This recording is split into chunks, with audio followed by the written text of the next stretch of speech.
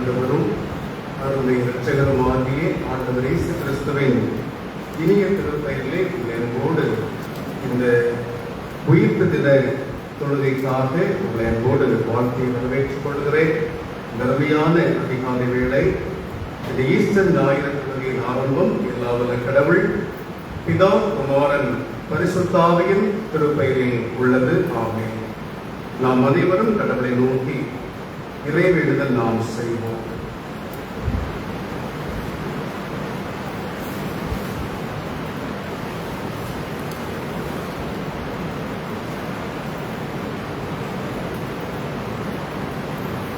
மரணமே உன் கூறு எங்கே,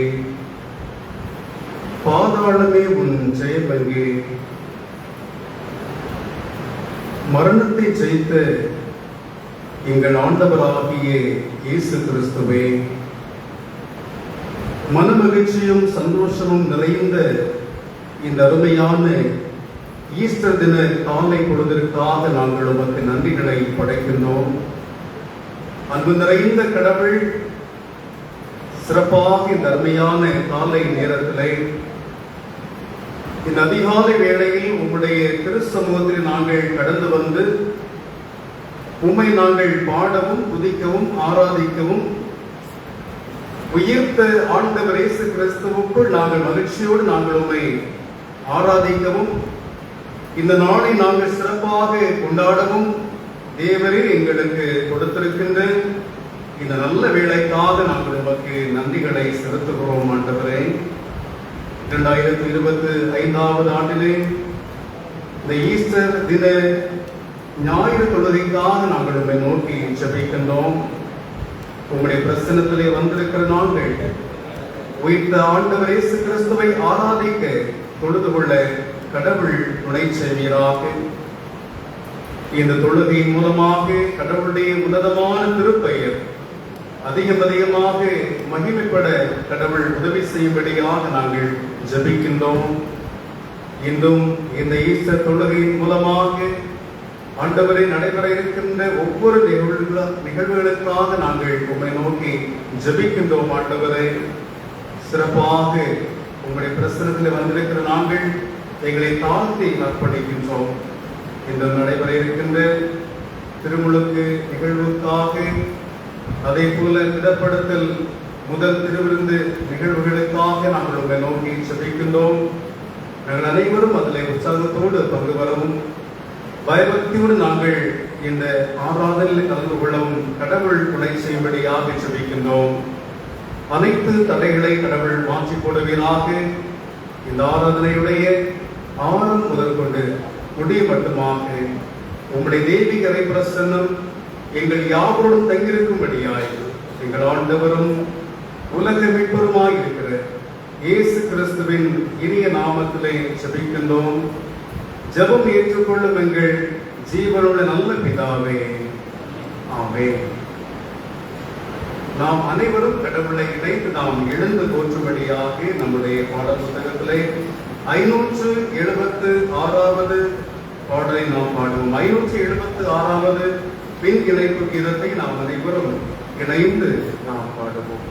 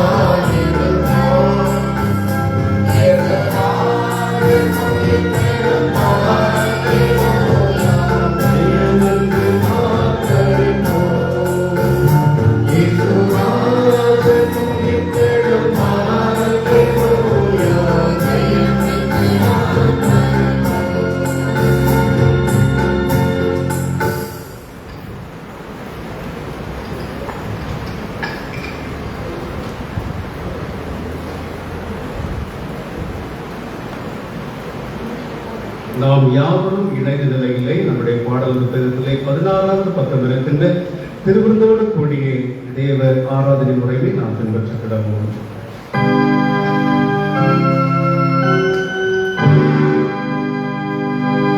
நமது ஆரம்பம் பிதா குமாரன் பரிசுத்தாவின் நாமத்தில் உள்ளது.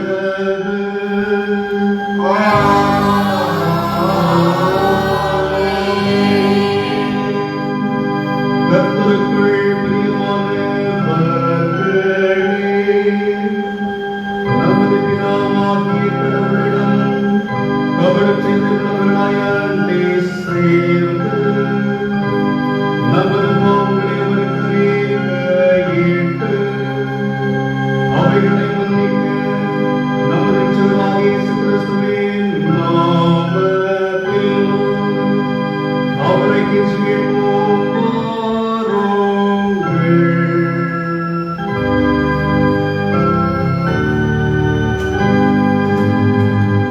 நமக்கு சகாயம் கர்த்தருடைய நாமத்தில் உள்ளது.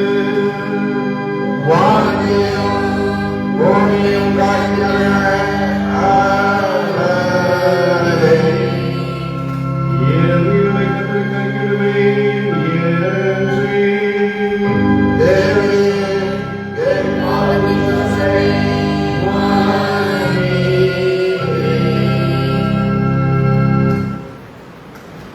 நாம் இந்த வேளையிலும் அனைவரும் சேர்ந்து 89வது பக்கம் இருக்கின்ற 89வது பக்கம் இருக்கின்ற ஈஸ்டர் தினத்திற்கான ஆரம்ப வாக்கியத்தை நாம் அனைவரும் பாடல் புத்தகத்திலே பின்பற்றுவோம். கர்த்தர் உயிர்த்தெழுந்த பண்டிகையில் 1ஆம் நாள் ஈஸ்டர் டே இதற்குரிய ஆரம்ப வாக்கியத்தை நாம் அனைவரும் என்ற நிலைகளை நாம் பின்பற்றிக் கொள்வோம்.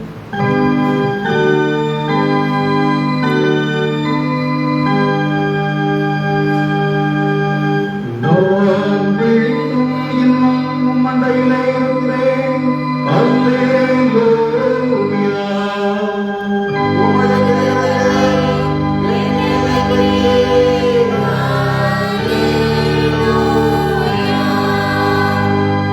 இவ்வகை அறிவு எனக்கு மிகுந்த ஆச்சரியம்.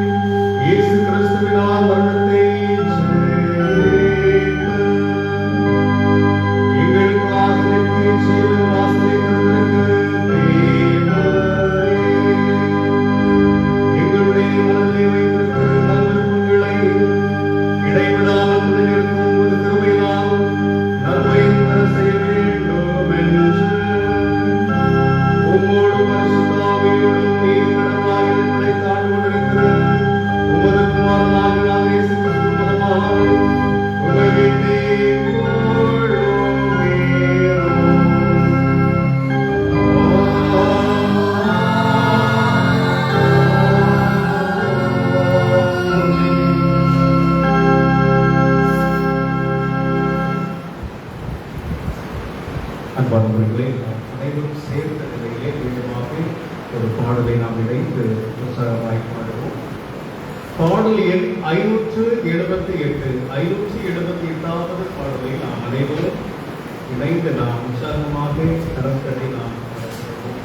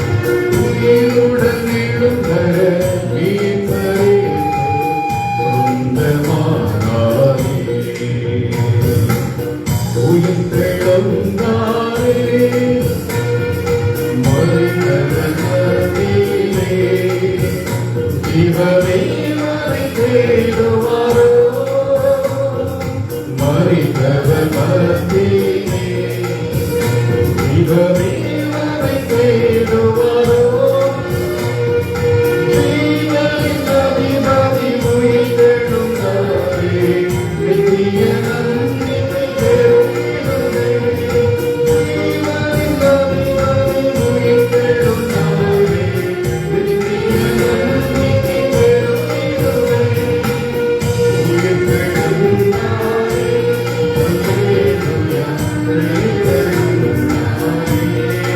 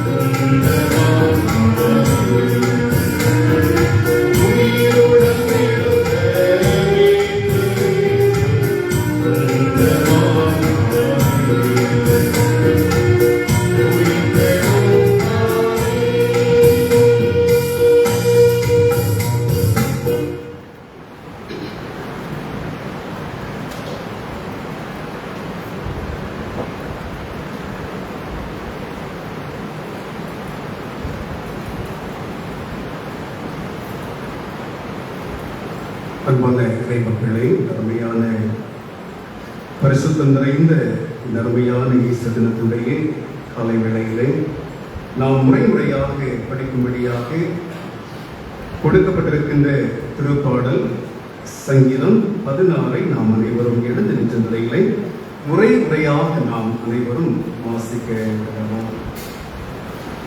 16வது திருப்பாடலை சங்கீதத்தை நாம் அனைவரும் முறையாக வாசிக்கலாம்.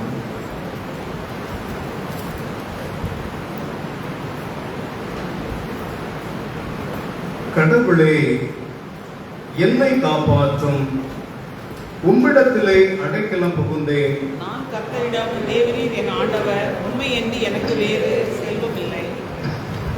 பூமியில் உள்ள உம்முடைய பரிசுத்தவான்கள் சிரேஷ்டமானவர்கள், அவர்களே என் மனமகிழ்ச்சி என்று சொன்னேன்.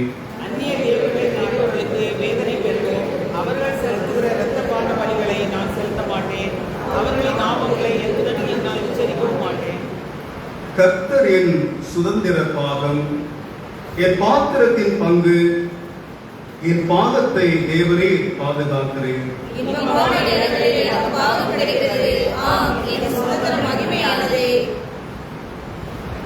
எனக்கு ஆலோசனை தந்த கர்த்தரை துதிப்பேன்.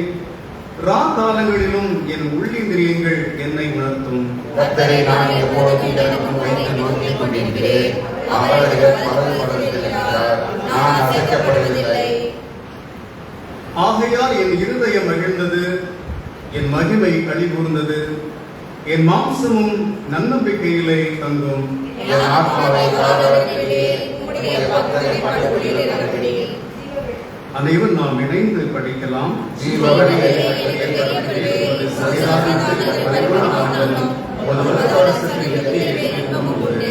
பிதாவுக்கும் குமாரனுக்கும் பரிசுத்த ஆவிக்கும் மகிமை உண்டாவதாக. ஆதியிலும் இப்போது எப்போதுமான சதா காலங்களால் இருக்கிறபடியே ஆமென். அமர்ந்து இன்றைய தொடர்ந்து திருமுறை பாடங்களை வாசிக்க கேட்கலாம்.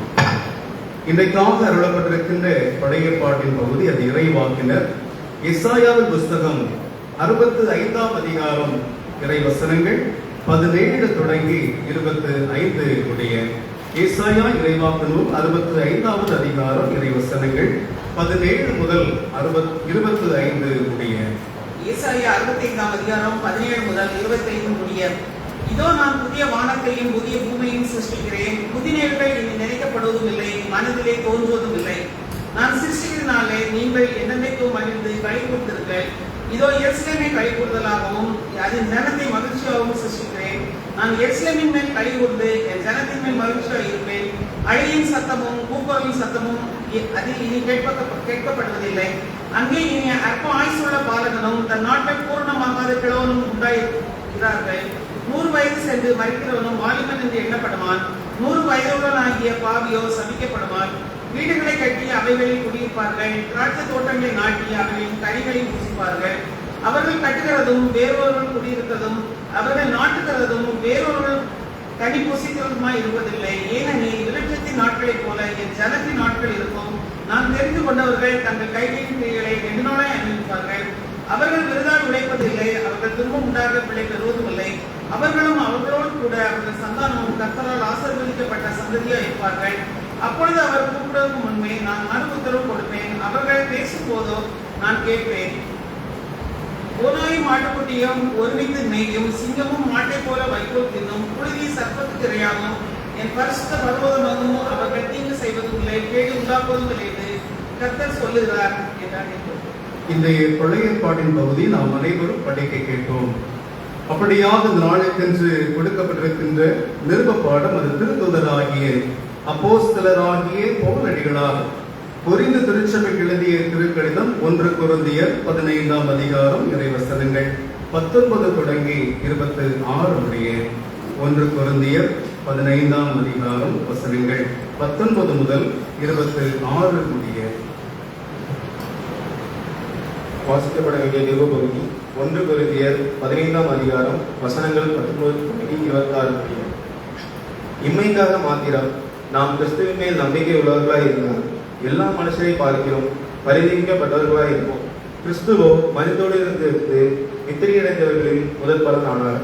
மனுஷனால் மரணம் உண்டானபடியால் மனுஷனால் மரித்தோனை உயிர்த்தெழுதலும் உண்டாயிற்று. ஆதாமுக்குள் எல்லாரும் மரிக்கிறது போல கிறிஸ்துவுக்குள் எல்லாரும் உயிர்ப்பிக்கப்படுவார்கள். அவனவன் தன் வரிசையிலேயே உயிர்ப்பிக்கப்படுவான். முதல் பலனானவர் கிறிஸ்து. பின்பு அவர் வருகையில் அவருடையவர்கள் உயிர்ப்பிக்கப்படுவார்கள். அதன் பின்பு முடிவு உண்டாகும். அப்பொழுது அவர் சகல துறைத்தனத்தையும் சகல அதிகாரத்தையும் வல்லமையும் பரிகரித்து தேவனும் பிதாவுமாயிருக்கிறதற்கு காரியத்தை ஒப்புக் கொடுப்பார். எல்லா சத்துருக்களையும் தமது பாதத்திற்கு கீழாக்கி போடும் வரைக்கும் அவர் ஆளுகை செய்ய வேண்டியது. பரிகரிக்கப்படும் கடைசி சத்துரு மரணம்.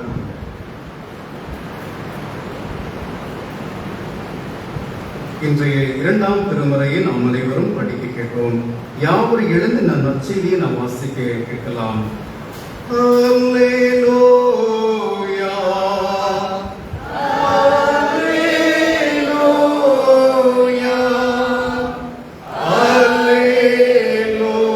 அல்லேலூயா. இன்றைய நற்செய்தி வாசகம் தூய லூக்கா என்பவர் எழுதிய நற்செய்தி 24ஆம் அதிகாரம் வசனங்கள் 1 முதல் 12 முடிய. லூக்கா நற்செய்தி 24ஆம் அதிகாரம் 1 முதல் 12 முடிய. லூக்கா 24ஆவது அதிகாரம் 1 முதல் 12 வசனங்கள். வாரத்தின் முதலாம் நாள் அதிகாலையிலே தாங்கள் ஆயத்தம் பண்ணின கண்டவர்த்தங்களை அவர்கள் எடுத்துக்கொண்டு வேறு சில ஸ்திரீகளோடு கூட கல்லறையில் நடத்தி தந்தார்கள். கல்லறை அடைத்திருந்த கல் புரட்டி தள்ளப்பட்டிருக்கிறதை கண்டு உள்ளே பிரவேசித்து கர்த்தராகிய இயேசுவின் சரீரத்தை காணாமல் அதை குறித்து மிகுந்த கலக்கமடைந்திருக்கையில் பிரகாசமுள்ள வஸ்திரம் தரித்த 2 பேர் அவர்கள் அருகே நின்றார்கள். அந்த ஸ்திரீகள் பயப்பட்டு தலை கவிழ்ந்து தரையை நோக்கி நிற்கையில் அந்த 2 பேரும் அவர்களை நோக்கி, உயிரோடு இருக்கிறவரை நீங்கள் மரித்தோர் இடத்தில் தேடுகிறது என்ன? அவர் இங்கே இல்லை, அவர் உயிர்த்தெழுந்தார். மனுஷகுமாரன் பாவிகளான மனுஷர் கைகளில் ஒப்புக் கொடுக்கப்படவும் சிலுவையில் அறையப்படவும் 3ஆம் நாளில் எழுந்திருக்கவும் கேள்விப்பட்டதாக அவர் கலிலேயாவில் இருந்த காலத்தில் உங்களுக்கு சொன்னதை நினைவு கூறுங்கள் என்றார்கள். அப்பொழுது அவர்கள் அவருடைய வார்த்தைகளை நினைவு கூர்ந்து கல்லறை விட்டு திரும்பி போய் இந்த சங்கதிகள் எல்லாவற்றையும் 11 பேருக்கும் மற்றெல்லாருக்கும் அறிவித்தார்கள். இவைகளை அப்போஸ்தலருக்கு சொன்னவர்கள் மகதலேனா மரியாளும் யோவன்னாலும் யாக்கோபின் தாயாகிய மரியாளும் இவர்களுடனே கூட இருந்திருந்த மற்ற ஸ்திரீகளுமே. இவர்களுடைய வார்த்தைகள் அவர்கள் வீண் பேச்சாக தோன்றினதினால் அவர்கள் இவர்களை நம்பவில்லை. பேதுருவோ எழுந்திருந்து கல்லறையின் இடத்துக்கு ஓடி அதற்குள்ளே குனிந்து பார்க்கையில் சீலைகளை தனிப்பட வைத்திருக்க கண்டு சம்பவித்ததை குறித்து தன்னில் ஆச்சரியப்பட்டு கொண்டிருந்தார். இந்த நற்செய்தியை நாம் அனைவரும் படிக்க கேட்போம். கிறிஸ்துவே உமக்கு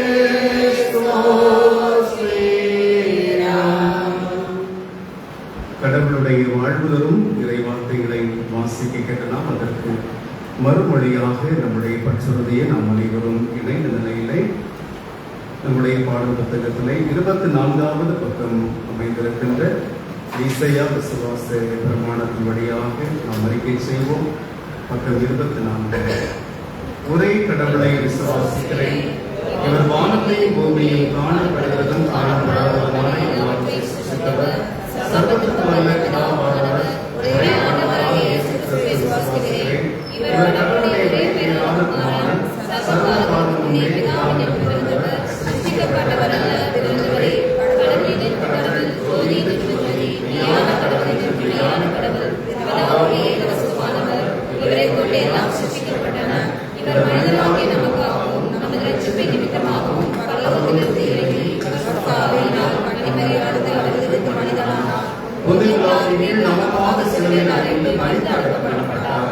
வேதவாக்கியத்தின்படியே 3ஆம் நாள் உயிர்த்தெழுந்தார். பரலோகத்திற்கு ஏறி பிதா வலதுபார்த்திருக்கிறார். இருளோரை மனிதரை நிறைந்திருக்க மகிமையோடே திரும்ப வருவார். இவருடைய ராஜ்யத்திற்கு முடிவில்லை. பரிசுத்த ஆவியானவரை விசுவாசிக்கிறேன். ஆண்டவரை உயிர்ப்பிக்கிறோம். ஆமென். இவர் பிதாவின் குமாரன் எனப்படுகிறவர். பிதாவும் குமாரனும் அறியப்படுகிறவர். தீர்க்கதரிசிகள் கொண்டு வைக்கிறோம். ஆமென். பரிசுத்தமும் பொதுவான ஒரே அப்போஸ்தல சபையில் விசுவாசிக்கிறேன். பாவமன்னிப்புக்காக ஒரே ஞானஸ்நானம் பெற்று அறிக்கையிடுகிறேன். மரித்தோர் உயிர்த்தெழுதலையும் வரும் நித்திய ஜீவனையும் எதிர்பார்த்துக் கொண்டிருக்கிறேன்.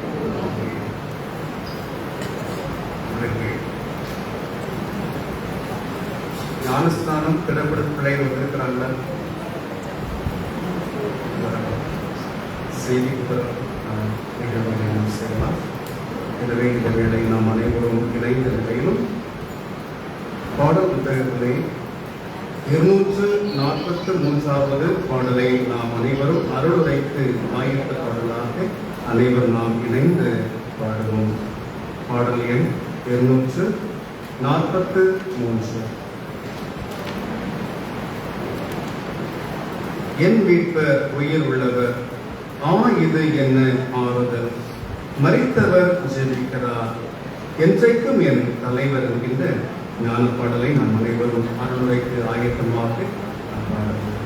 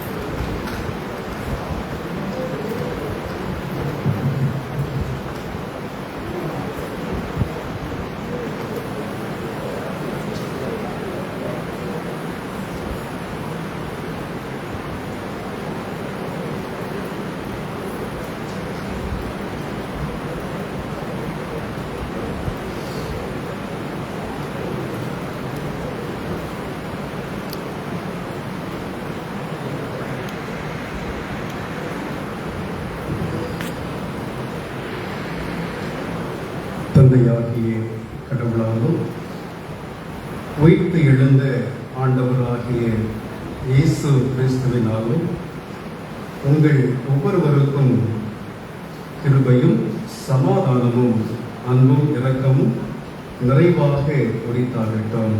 ஆமென்.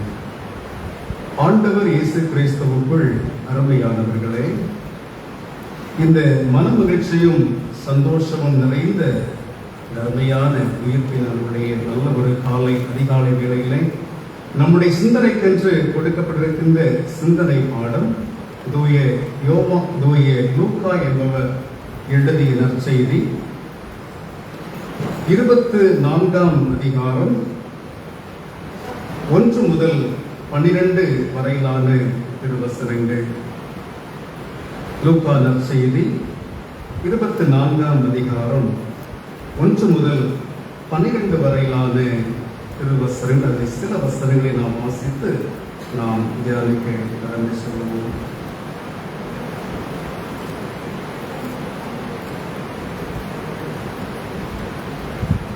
ஒன்று முதல் நாம் வாசிக்க கேட்கலாம். வாரத்தின் முதலாம் நாள் அதிகாலையில் தாங்கள் ஆயத்தம் செய்திருந்த சுகந்த வர்க்கங்களை அவர்கள் எடுத்துக்கொண்டு கல்லறைக்கு வந்த பொழுது கல்லறையில் இருந்து கல் புரட்டி தள்ளப்பட்டிருப்பதை கண்டார்கள். உள்ளே சென்ற போதோ ஆண்டவராகிய இயேசு கிறிஸ்துவின் சரீரத்தை காணவில்லை. அதை பற்றி அவர்கள் மிகவும் கலங்கிக் கொண்டிருக்கையில் பிரகாசமுள்ள வஸ்திரம் தரித்திருந்த 2 பேர் அவர்கள் அருகே வந்து நின்றார்கள். அந்த ஸ்திரீகள் பயந்து தலை குனிந்து தரையை பார்த்து கொண்டிருக்கையில் அந்த இருவரும் அவர்களை நோக்கி, உயிரோடு இருக்கிறவரை நீங்கள் மரித்துடத்தில் தேடுகிறது என்ன? அவர் இங்கே இல்லை, அவர் உயிர்த்தெழுந்தார். அவர் கலிலேயாவில் இருக்கும் பொழுது உங்களுக்கு சொன்னதை நினைத்துக் கொள்ளுங்கள். கண்களை மூடி நாம் ஜெபம் செய்வோம்.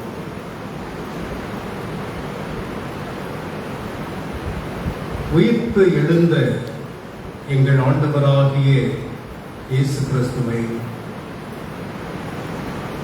மனுக்குல வாழ்விலே மனிதர்களாக எங்களுக்கு உயிர்ப்பின் நன்னம்பிக்கையை கொடுத்து இன்றைக்கும் எங்களுக்காக உம்முடைய தந்தையின் வலப்புறமிருந்து நீர் பரிந்து பேசிக் கொண்டிருப்பதற்காக நாங்கள் உமக்கு நன்றிகளை படைக்கின்றோம் சுவாமி. இந்த நாள் அகில உலகம் எங்கிலும் இருக்கின்ற திருச்சபைகள் இந்நாளை உம்முடைய உயிர்ப்பின் பண்டிகை நாளாக சிறப்பித்துக் கொண்டிருக்கின்ற உம்முடைய கிருபைகளுக்காக நன்றிகளை நாங்கள் படைக்கின்றோம். சிறப்பாக நாங்களும் இந்நாளிலே திருச்சபையிலே இணைந்த இறைமக்களாக உம்முடைய திருப்பெயரை நாங்கள் போற்றி ஆராதிக்கவும், உயிர்ப்பு பாடல்களை நாங்கள் பாடவும், வேதங்களை வாசிக்கவும், இந்த வேளையுடைய வாழ்வு தருகின்ற இறை வாக்குகளை நாங்கள் கேட்கவும் தேவன் எங்களுக்கு கொடுத்திருக்கின்ற இந்த நல்ல வேளைக்காக நாங்கள் உங்களுக்கு நன்றிகளை படைக்கின்றோம் சுவாமி. தகப்பனே, இந்த வேளை எங்களோடு படுகிற வார்த்தையின் மூலமாக பேச வேண்டுமாய் நாங்கள் செபிக்கின்றோம். பேசுகிறவர்கள் எங்கள் அல்ல, கடவுளின் ஆவி என்று சொன்னது போல எங்களோடு கூட பேசுவீராக. இயேசுவின் இனிய நாமத்திலே செபிக்கின்றோம். ஜெபம் கேளுங்கள் ஜீவனுடைய நல்ல பிதாவே. ஆமென். ஆண்டவருக்குள் அன்பர்களே, இங்கே நாம் வாசி கேட்ட குறிப்பான வசனத்திலே பார்க்கிற பொழுது இந்த 6வது வசனத்தில் வாசிக்கின்ற பிரகாரமாக அவர் இங்கே இல்லை, அவர் உயிர்த்தெழுந்தார் என்கின்ற இந்த சத்திய வார்த்தையை நாம் இங்கே பார்க்கின்றோம். அன்பர்களே, இந்த நாள் நம்முடைய வாழ்க்கையிலே ஒரு மிக முக்கியமான ஒரு நாளாக இருக்கிறது. கிறிஸ்து பிறப்பு பண்டிகை நாம் கொண்டாடினோம். அந்த பண்டிகையில் இருந்து நாம் பார்க்கின்ற பொழுது மிக முக்கியமான ஒரு பண்டிகையாக இந்த உயிர்ப்பு பண்டிகை இருப்பதை நாம் பார்க்கின்றோம். ஒரு ஆக்கியம் சொல்லுகிற வேளையிலே உயிர்ப்பினுடைய மையத்தை வைத்தே கிறிஸ்தவம் வாழ்ந்து கொண்டிருக்கிறது சொல்லி அவர் சொல்லுகிறார். உயிர்ப்பின் நம்பிக்கையை மையமாக கொண்டே கிறிஸ்தவம் என்பது இன்றும் வாழ்ந்து கொண்டிருக்கிறது, இன்னும் வளர்ந்து வருகிறது சொல்லி அவர் சொல்லுகிறார். பவுலடியார் சொல்லுவார், கிறிஸ்து உயிர்த்தெழவில்லை.